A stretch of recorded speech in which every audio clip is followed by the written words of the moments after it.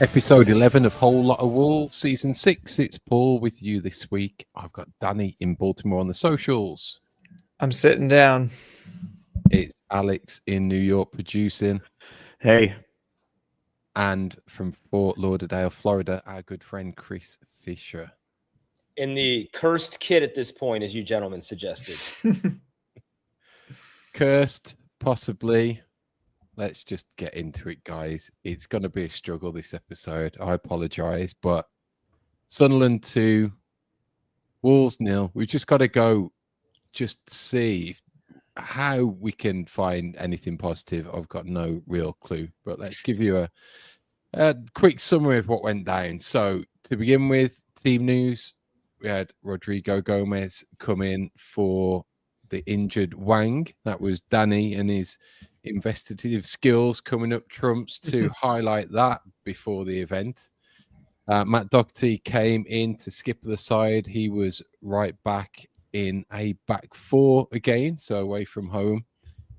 I suppose you could say it was a pretty decent start to the game as far as Wolves were concerned. Decent in possession largely, not too much chance creation.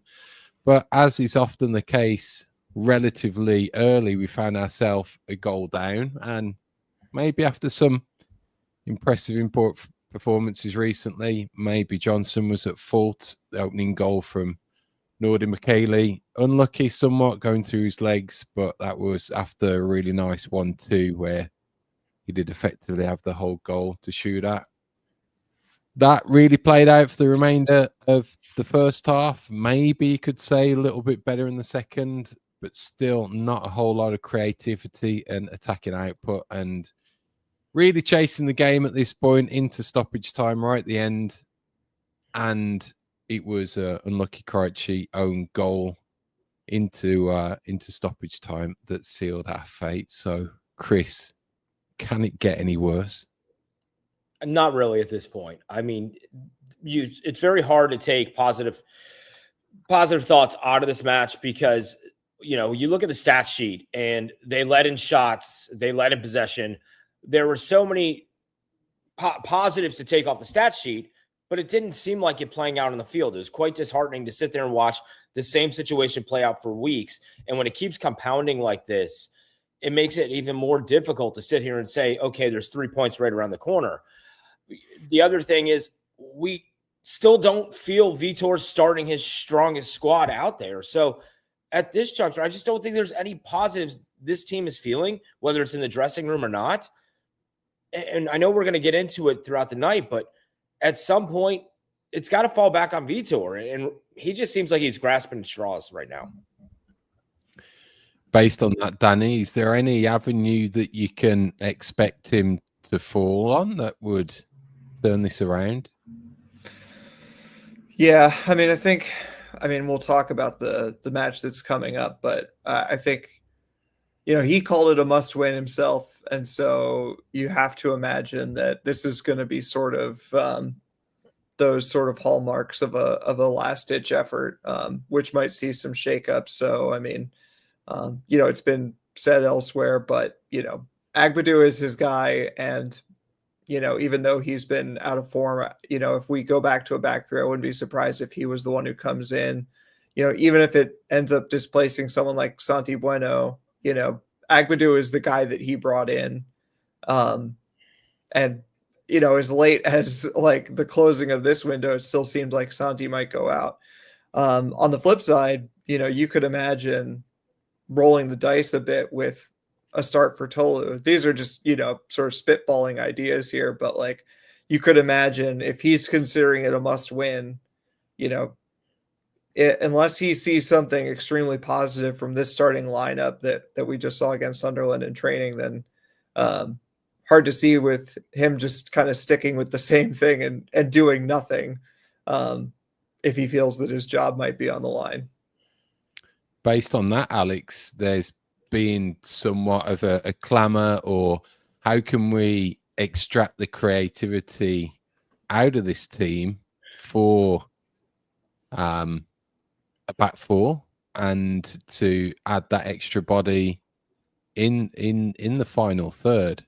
that's really not paying off at all. There's not that spark. We haven't got anyone in or around Strand Larson, for example. He seems isolated. How is this team going to score goals? Yeah, I don't really have a good idea of how, because I guess the real issue that you're alluding to is we switched the back four to have that extra body in attacking areas, but we built the team under the assumption we would be playing a different system, right? So, like, I don't believe Arias is like a true out-and-out winger. He certainly doesn't seem like it. He looks like he would be better suited in one of those two number 10s behind a striker, which we no longer do.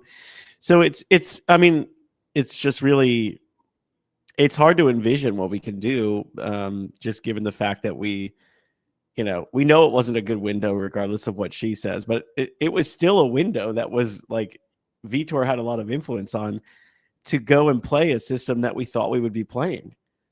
And that's what I don't understand, like this departure from. Like, granted, we do look more defensively solid in the back four, but why is that decision? Like, who's making these decisions this late in the game? Like, if you have the control, right, as the manager over what system you play, and he had, from all reports, indicate a serious influence on the recruitment strategy this summer, if you want to call it a strategy, then how are you bailing on your own plan? This is where it starts to get really difficult, like, to defend him. And I think any manager would be in a really shitty situation at this club right now, and they all have been. I mean, it's a cycle year over year, but to absolve him of accountability is pretty crazy, because you just have a whole bunch of guys who are playing positions they weren't brought here to play. So I don't know. I don't know where the goals come from. I mean, the only thing I feel like some people could convince themselves to get excited about is like just the old famous 4-4 bleeping 2. Like, let's just do it. Throw Tolu on, see what happens. Let him and Larson. If we're just gonna lump balls up the field anyway, you might as well get your tall attackers on and just let them go after it. And I also don't feel like Tolu is a super sub, so I'd rather see him from the off. Why not? Chris, here's a challenging question for you. Who can take a better corner kick, Chris Fisher or a professional footballer paid to play the game at Wolverhampton Wanderers? Okay, so during the Wolves summer US tour, I sent multiple balls over the crossbar over when Steve Bull was in the net for the penalty kicks. So I can tell you, I can get some loft on the ball. There's no doubt about that. I don't know if John Arias can. I mean, it is absolutely pathetic. When you send – the Wolves went out and Vitor wanted size, so they brought in size. These guys aren't A-class signings, don't get me wrong. But when you go out and you get size like this, get the goddamn ball in the air so somebody can put a head on it. Don't drive it into their stomach or their mid-region or in their legs. It just doesn't make sense to me. I think Rodrigo Gomez would be a better corner kicker taker than John Arias at this point. Even Agbadu, when he was playing, for Christ's sake, he would always send the ball high. Or Manetzi, he always puts it over the net. Just get the damn ball up. It's not that hard.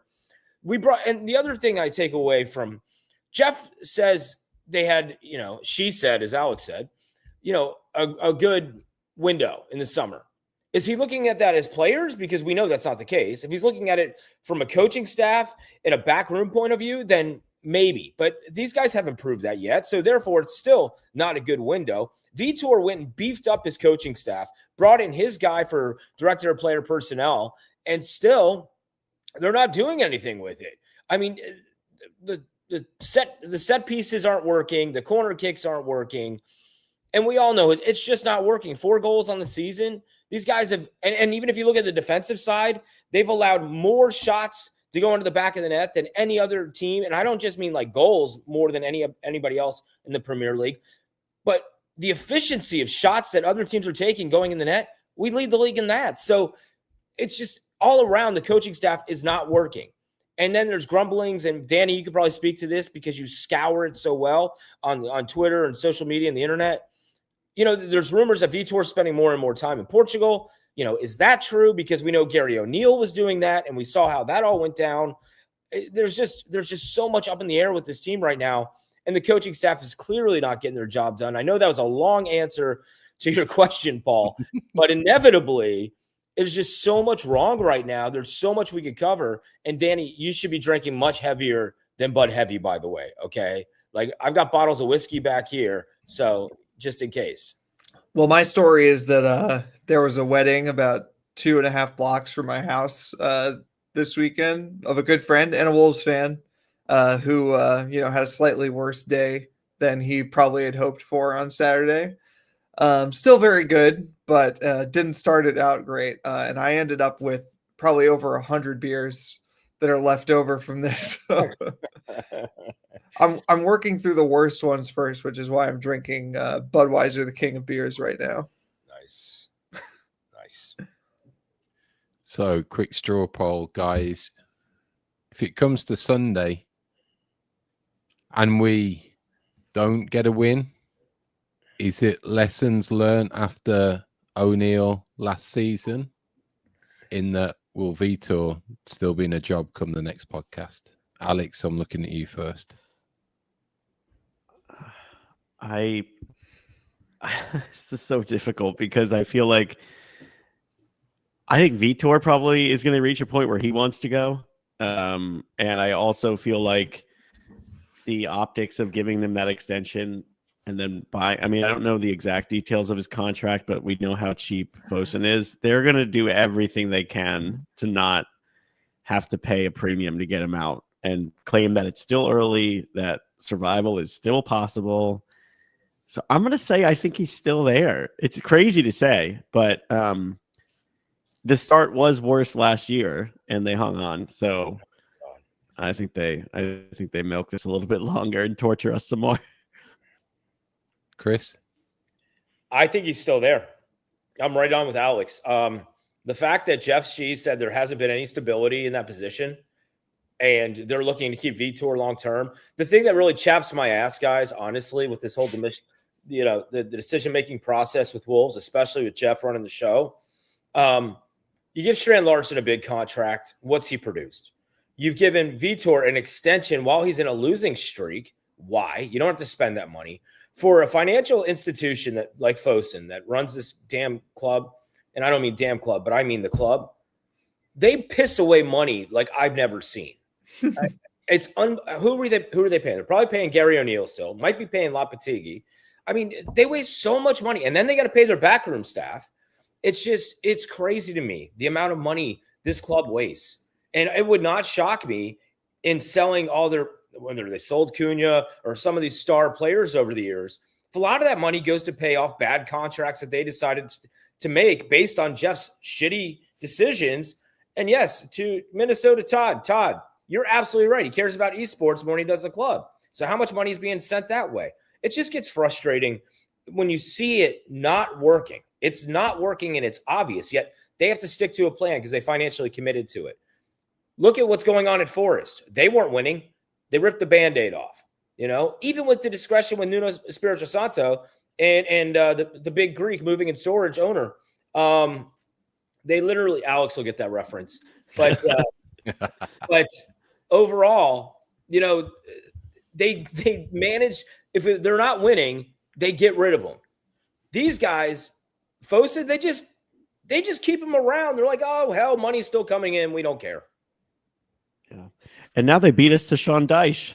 So that's the other thing that happens when you wait. Maybe the few guys who might want to take the job might already take a different job. It's like, come on. Danny, what do you think? Chris said it all. No, I think that the sensible thing would probably be to sack him, which means that probably that's not what's going to happen. I have said before, I don't know that, sacking Vitor helps us at all, but it's just one of those things where you, like, at some point they just kind of can't let a losing streak go on, and you can't sack the playing squad. So they're going to do it eventually. But yeah, like Alex said, I don't really have faith that they'll do it at the right moment, which means that they'll probably wait. And let me tell you, if it's like 1 point out of the next two before the international break, and that might be optimistic, and then we're sitting through the international break still not seeing a firing, I think it's going to get very uncomfortable in the fan base. I'm inclined to agree. I think this Sunday is going to be pivotal, not only with that break on the horizon and the natural break point, but it's further detachment if they pick up the 3 points. You know, they're already 17th, and we're looking around at these teams, and you're looking at Forest and thinking they're going to pull away, and all of a sudden it's you detached at the bottom, and that was often been mooted in the past. Oh, we're in touching distance, we still competing. If you start putting 3, 4, 5, maybe 6 points difference between the bottom and the team in 17th, and it looks pretty bleak. So I think that may factor into things somewhat. So let's talk it through when it comes to Sunday. I already mentioned that Vitor says it's a must win. So how can it possibly change in the way that we set up, particularly that we're at home, in such a way that gives us a boost and allows us to take the onus? Chris, can you take a stab at that? I'll tell you the one thing, and I know health is a big factor in all of this, right? So we saw a couple of weeks ago John Arias on the right side, which he was again in this past game against Sunderland. But I would love to see T and JSL up there, like Sasa Kalidis or Big Sassy, as our good friend Josh Buckley likes to call him.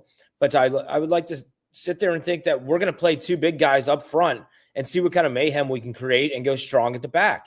And if we're going to send in all these long passes, we got to have guys that can attack the net. And right now it just doesn't feel like we do. If you look at shots in the box, our numbers are way down from last year.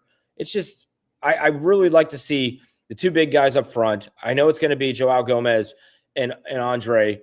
And I think Danny's right. I think, we're going to see, I'm drawing a blank on his name. I don't know why, but I can picture him. Vitor's favorite guy. Danny, help me out with this one. But I think, besides him. No, the fact he couldn't hit the broadside of a barn, I do like Manetzi for his efforts and his speed. I would like to see Chachua out there, to really give us some sort of flow on the right side. We've been bringing the ball up primarily on the left side the last couple matches. So Agbadou, thank you.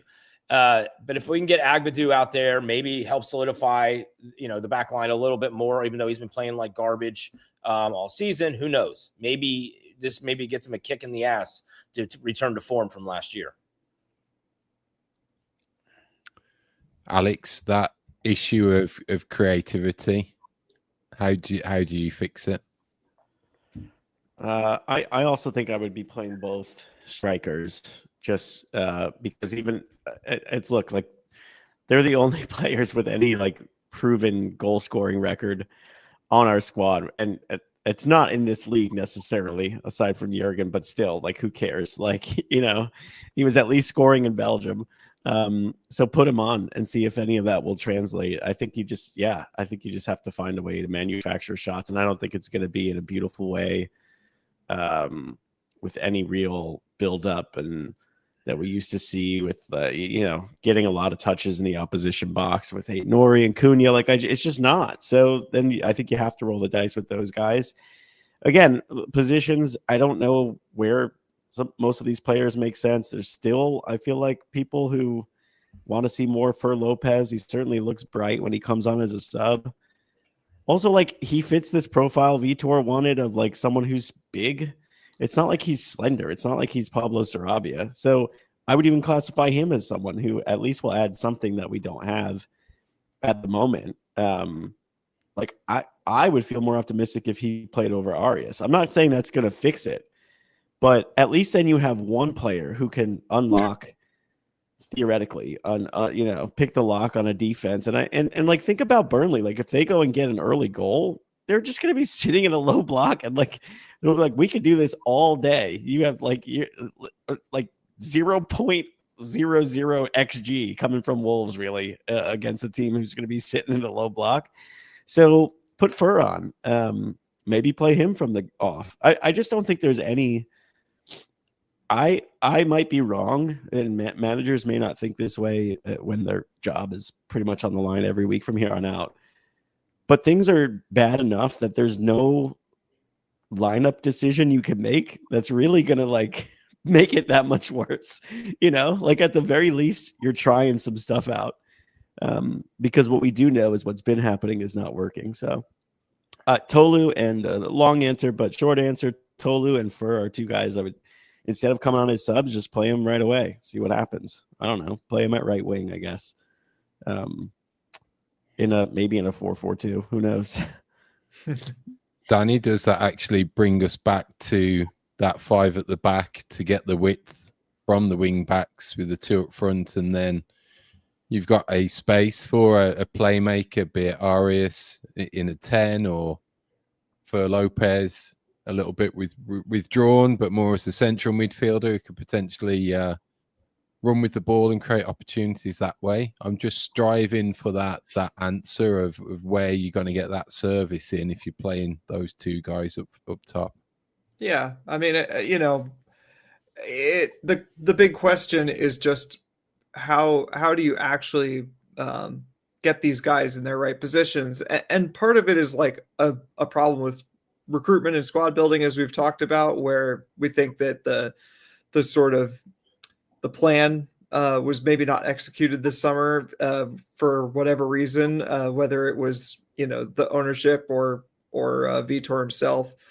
But you have all these little conundrums, and part of it, and I understand why people are happy to blame Vitor, because I think he does bear a lot of responsibility on this, because some of it is just kind of baffling. I mean, like we're making all these strange decisions, like Arias, whether he's being asked to or not, he's playing so far away from the center of the pitch, and it's fine that he plays his best on the right, but he's basically in like a wing back position at this point. And similarly, we're launching these balls up to Strand Larsen, who's like okay in the air. Like he had some decent flick-ons last season, but he's not really like kind of a prolific like holder up of the ball. Like that's more what Tolu does. And so all these little things are like, why are we doing the things that specifically the players aren't that good at? You want to be able to give the ball to Strand Larsen while he's already facing the goal or damn close to it, and being able to shoot within the first couple seconds of having possession of the ball. And even when we put on Tolu and had Strand Larsen on at the same time last game, we were still rolling it out to the center backs and then building up. And it's just like, what is the point of this? And then, the one long ball that we tried, Tolu brought it down well, and it ended up with Chachua, who's probably not the person you want striking. And we saw what happened, but it's just like the things that get us there, we're not even doing. So it's a little perplexing at the moment. I would probably, I'm probably stealing a few different people's analyses at this point, and credit to them, although I don't remember who it was. But, I would probably go to Tolu and not Strand Larsen. If it's true that he's not 100% fit and he's struggling with this Achilles issue, I just don't see the value of him running around and not being able to do the things that we need him to do. Like if we're not going to feed him the ball and let him take, God, at least like 3 shots a half. And like, that's not asking much, So like, we're not putting ourselves in our best position. So let's give Tolu a chance. If he's fit enough, he can hold up the ball a bit better. He can feed people in, and sort of to Alex's point, do what you need to do to get Arias playing closer to him, or closer to Strand Larsen if he's the one who starts. But he needs to be closer to the action to be able to feed those balls in, or feed off scraps when, there's a deflected shot or something, So yes, to, again, long answer, but short answer is I agree. You could end up with a 3 at the back to try to make some of those things happen. You could also see, like a 4-2-3-1 and have either Fair or Arias sitting in that 10. And it's like, at this point, what do you have to lose? The main threat from Burnley is that they're going to be able to sit in and stop us from scoring. It's not going to take much to stop us from scoring at this point. So if you're not super worried about them, pumping up their score line, then why not just go for it with a 4-2-3-1 or something? I think that leans slightly more into the argument that the two up top could be not advantageous based on fitness. If you can't get 90 minutes out of Strand Larsen, or if he's got an issue, there's no Wang to turn to the bench to potentially call on as another forward player that come out. I think it's too much of a gamble that if you went in there with your two nines, in effect, it doesn't give you many options, either if it doesn't come off or they can't complete based off a service. So maybe that dictates something along those lines, but I think the call for Tolu to start is quite strong right now. I can't say myself, guys, I've watched that much of Burnley to know what to expect. I think I'm still PTSD from all the times that they rock up at Molineux and beat us anyway, even though they're destined for relegation.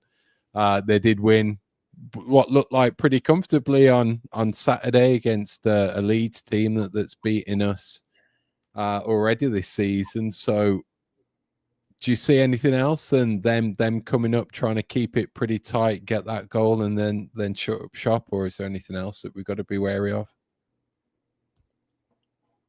Go ahead, Alex. You seem to have them down. Do you know how many goals against they had last season?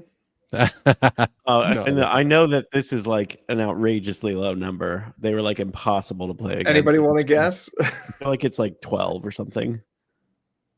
Even that is a little bit ambitious, but yeah, they conceded 16 goals in 46 games in the championship. Yeah. But they've taken 1 point in their last 4 games. So, I mean, well, there's a will, there's a way, but I guess we've been saying that for a while now. So it's just, I think Paul hit the nail on the head, and I think we all know it. It could be a very unfriendly environment in Molineux on Saturday or Sunday, excuse me. And, it might just be what the kick in the ass this team needs overall. But the way that they've even been showing when they're coming off the pitch and not clapping off the fans, I just don't know if their heart's in it. And, the big thing is you can say what they want to. And a lot of journalists, even with my background in that for a long time, you don't get to be in the dressing room or in the locker room at that time. So you don't know unless you get to interview the players, really. And Wolves, and mostly the Premier League, is the whole Premier League thing. It's not like the NFL or Major League Baseball. You don't get the opportunity to talk to those players. And so when you don't have that opportunity, really, what are you going off of? Social media? That's not a good indication of what's going on. So I don't think right now, I don't know, but just going off facial reactions, body reactions that we see play out week in, week out on TV, I don't know if their heart's in it right now. And that's the most concerning thing for me.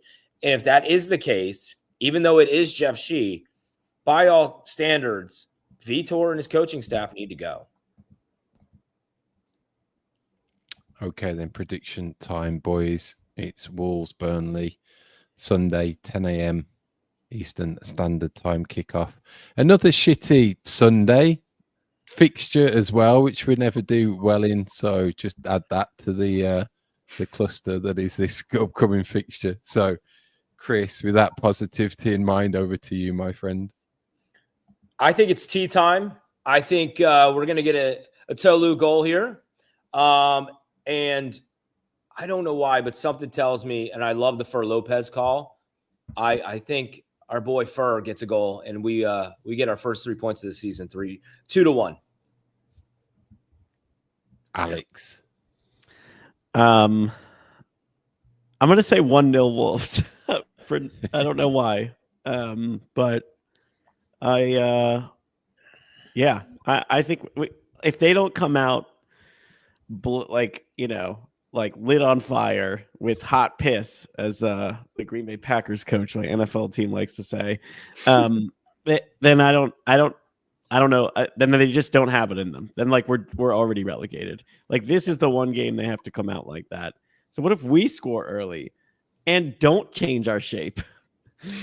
That's my prediction. 1-0 Wolves. Turn the tide a little for now. Danny?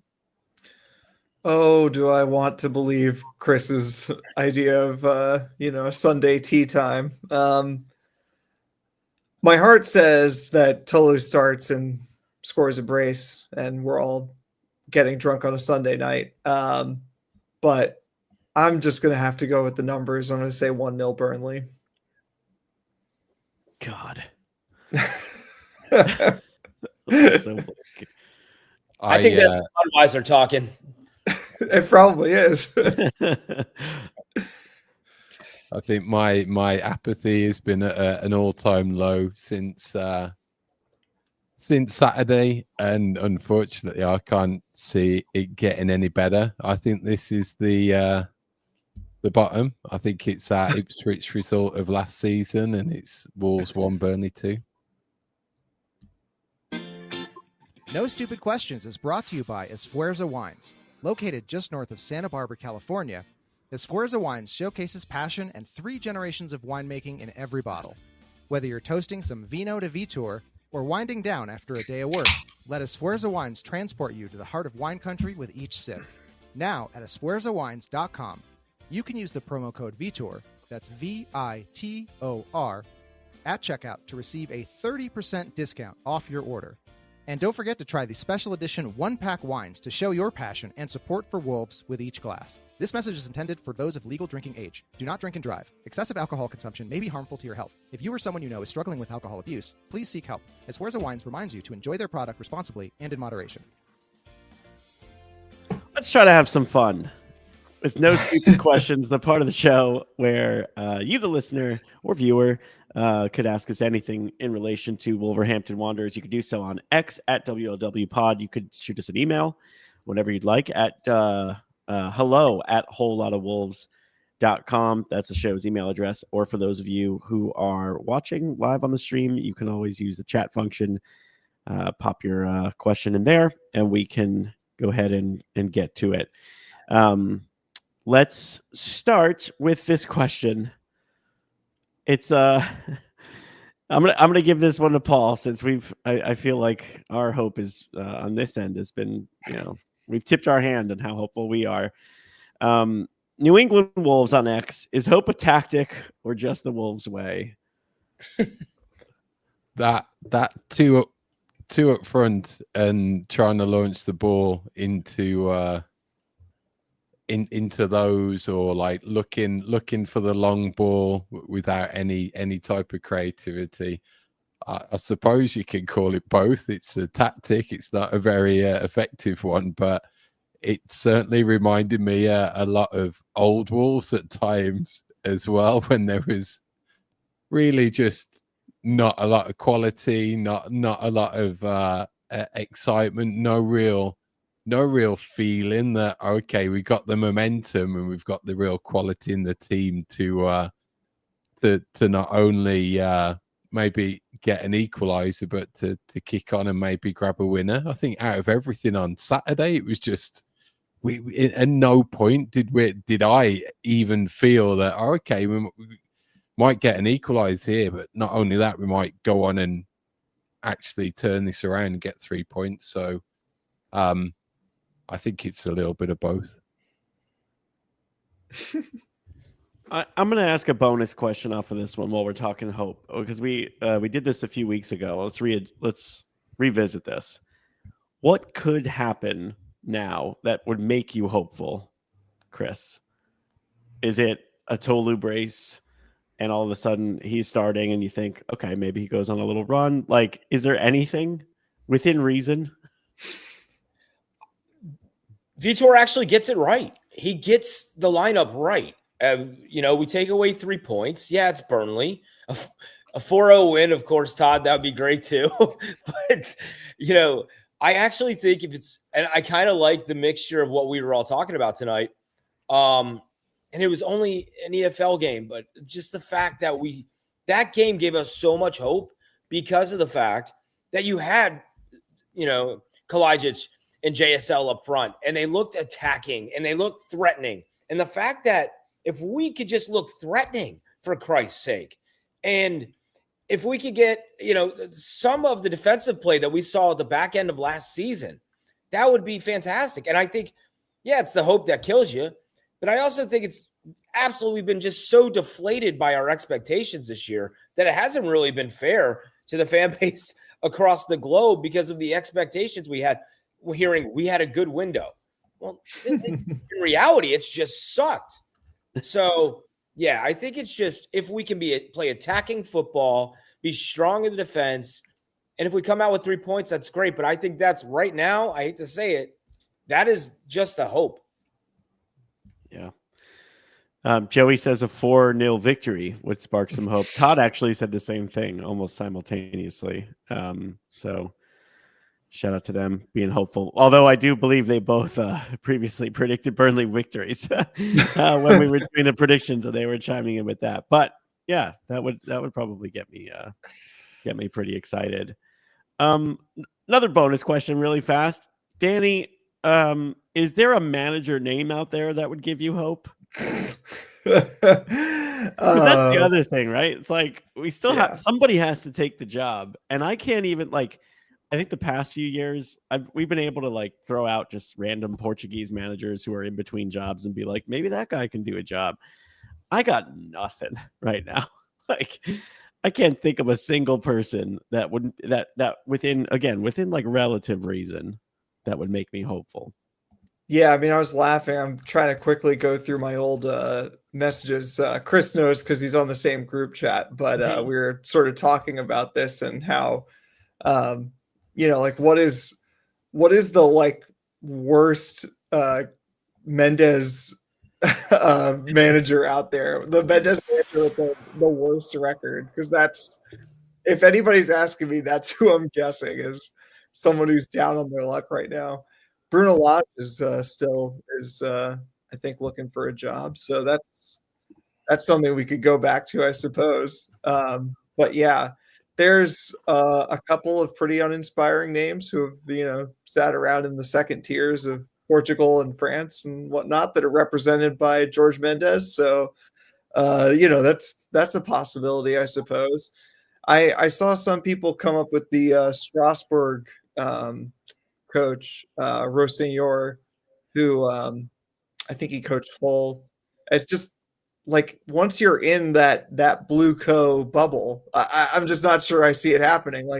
This is almost getting Saudi money, he's on the Chelsea gravy train. I don't know that we could afford him.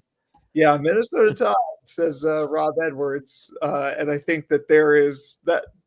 I feel like there's a non-zero chance of that happening just for convenience. I'll tell you who we have caught a massive break that we won't see this fella rock up to the Molineux. It's Gennaro Gattuso being head coach of Italy, because he had a panic Wolves appointment written all over him. Yep. I'm glad that ship has firmly sailed. Danny just mentioning Bruno Lage, I could see Josh Buckley, who is recovering. He did not relocate, by the way. We made that joke last week. He does still live in the United States. I could see him listening to this, thinking to himself, "Oh, if I were there, I would mention that Bruno Lage never lost with a number 9." Yeah, now he's got 2. And now all we have is 9s. We've got nothing else but strikers in the way of attack. So get those passports renewed. Yeah, exactly. John says, what manager would want to come knowing they would get 6 months of contract extension, then sacked? It is a vicious cycle, but you get the payout. Yeah. It's I guess someone will still jump at the opportunity to see. And whoever, if it were to happen before Wolves get relegated, whoever turns this ship around and stays for I don't know, 2 calendar years, that person will instantly be very, very loved.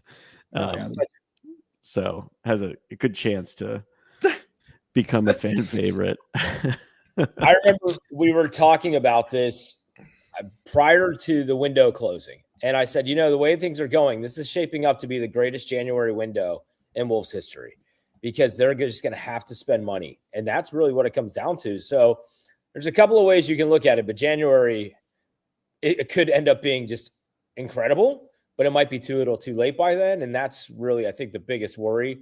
And to the point of what you guys are making, a manager's got to be in place. He's got to be able to assess what he has, but they haven't exactly done shit that way for a long time.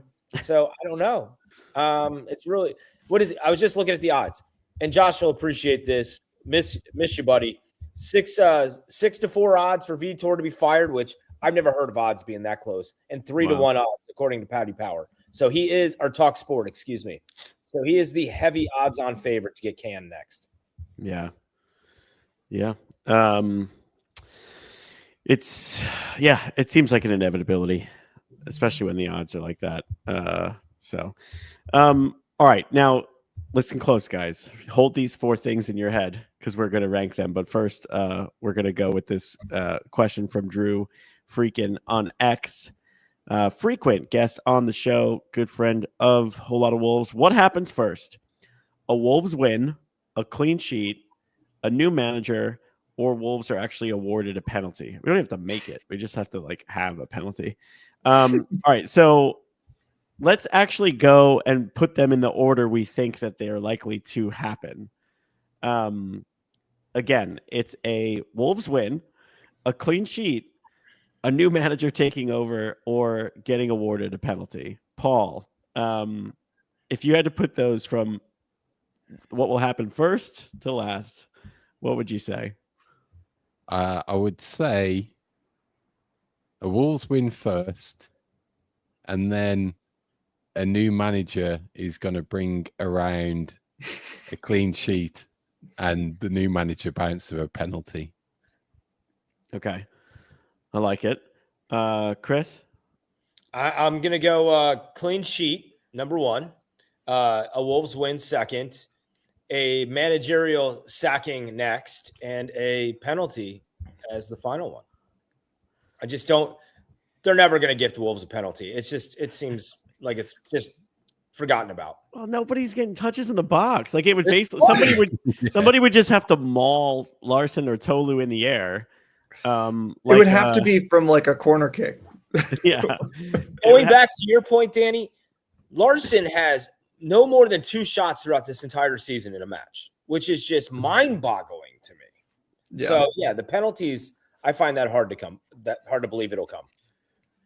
Yeah, I think that point's a little going back to that chance of Chachu, as though if he had an inkling of knowing what he was doing when he was in that position of stealing a yard on 2 defenders coming into you, you'd had your wits about you, held up the ball and took a foul in that situation, rather than just crap yourself and just have this attempt at, I don't even know what the attempt was, but that's what we're dealing with at the moment. Yeah. Danny, do you have a different order? How do you see this playing out?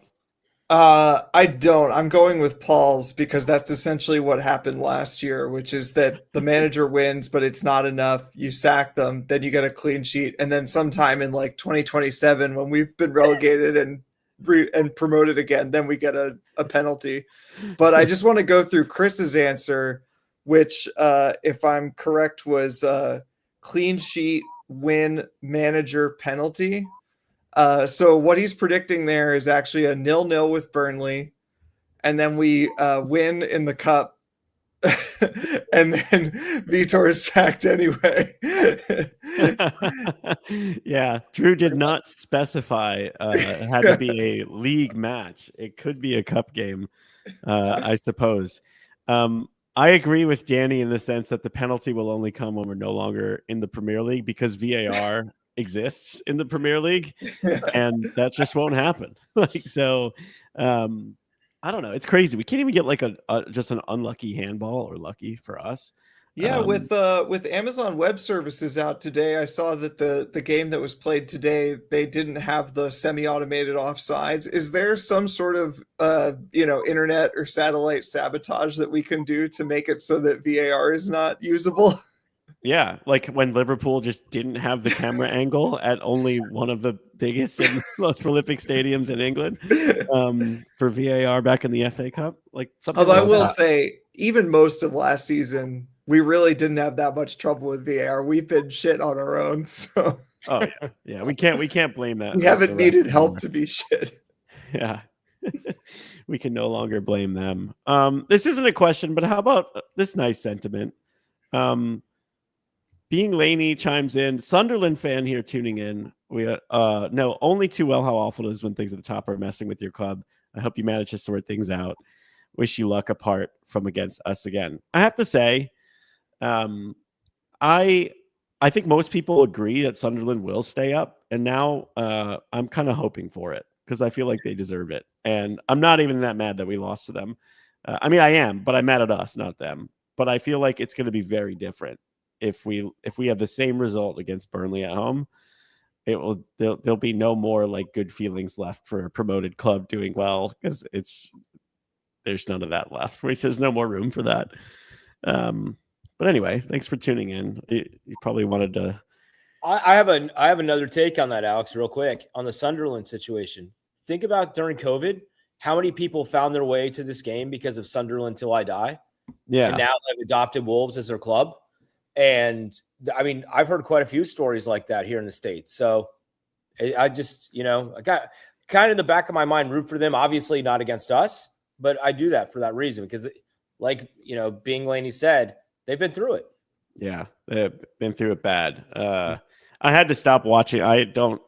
I was already a Wolves supporter and didn't have any like warm feelings to Sunderland, and I had to stop watching it because of just how like bleak it was. It was like if it was hitting too close to home. The cinematic version, the Netflix version of the feeling I feel when I'm drunk, sad, and mad, and it's only noon on a Saturday and my weekend's been ruined. It was just like that times 10. But this week it gets to be on a Sunday instead. We know Jeff Shee will never say yes to a Netflix documentary, so we've got to make our own luck, and Paul's got to get in touch with some Netflix executives or something so that they can make the Wolves equivalent, with us getting some sort of handsome paycheck for participating. That's interesting. Would you take relegation if it meant you had like all access to Wolves for the next like 2 years with camera crews and everything? No. But like that could be all access to a season where they like win the championship. I don't know. That'd be kind of fun. This is not appealing, Alex. You're saying like all access to the games, but then also all access to like intense abuse online. like weird like devastation day trippers. Yeah, right. Maybe it's not a good idea. Yeah. Netflix probably could cool it on Wolves for a little while. We're not that interesting, guys. We're not. They keep selecting us for TV matches in the UK, and it keeps shifting the games. I don't know why. Yeah, I know. That's a weird one.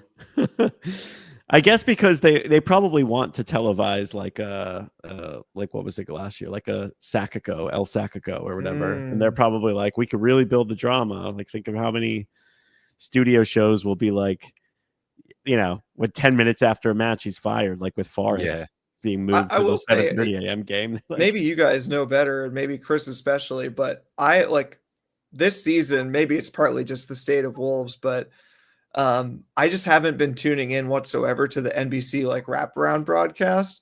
So I have no idea what I guess it's also partly I've just been so tired of whatever narrative they have of us. Yeah. But like, is there a narrative, or do they just not care anymore? No, it's basically throwaway. Okay, they're gonna get relegated. Like, that's it. I mean, the only person that ever seemingly says something positive is Robbie Mustoe. Yeah. Everybody else is like, nah, screw him. God love her, Rebecca Lowe. Something tells me Rebecca Lowe does not like us. She's not. She said so. Yeah, she's just not. And there's so many times that she, throughout the years, even when we're doing maybe mid-table work, she's like, no, Wolves will get relegated. And it's like Christmas time. And you're like, come on, dude, really? So yeah, you can see there's no love lost there. Yeah. It's not good. Certainly not. I feel like at some point they have to stop talking about Strand Larson almost going to Newcastle. Like I don't know how far removed from the transfer window, but I feel like there's like, when you think about the notes that are on like their papers on their desk, there's not a lot else about Wolves this year that interests like the masses.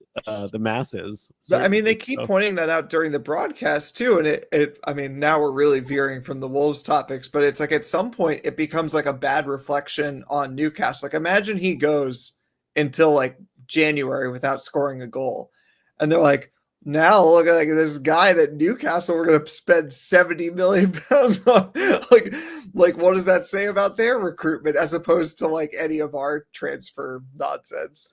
But do you think now I'm just going to play a little bit of devil's advocate here when it comes to JSL. I don't think it's the injury. I believe it's a service in, but I think his head was turned so drastically that when he sat out that match and we saw him with his girlfriend up in the box and he was playing on his phone while the match was going on, I forget what game it was, but I think it was the second game of the season. That told me, I think Vitor held him out because he wanted to leave for Newcastle so damn bad. And he was just so disappointed. And I think his head was turned. And I think that's why you're kind of seeing the lackluster performance. And his heart's probably not in it. Now, that's just me making an accusation, but it's kind of where I see it right now. Yeah. Could be. Doesn't seem like the same player. All right, we'll wrap No Stupid Questions there. And once again, thank our friends at Esfuerzo Wines. Head to esfuerzowines.com. Use the promo code VITOR to get 30% off your order at checkout. Go check it out. Still the limited edition one-pack wines as well. Chris, we are into added time before we concede another goal. Can you let everyone know how they can get in touch with you and watch games in and around Fort Lauderdale? Absolutely. You can see my Twitter handle below the lower third there at Chris_Fisher. And then October 26th, this coming Sunday against Burnley, we're going to try to get a South Florida watch party together at Waxy's on Northeast 17th Street in Fort Lauderdale. It's a great pub. It gets a lot of fanfare, a lot of people internationally in there. So it should be a really good time there as well. So feel free to reach out to me on Twitter or Christopher Lee Fisher on Facebook. Thanks to Danny on the socials, Alex producing, and to you, our listener or watcher, as this show has been put together for you.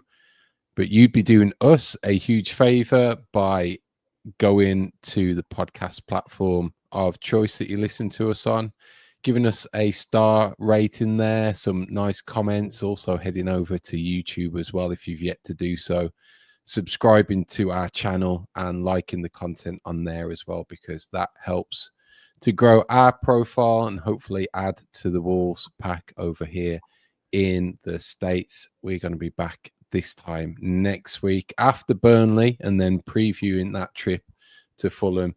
But if you've been like me and walking around with a paper bag on your head, you can still say muffled, up the mighty Wolves.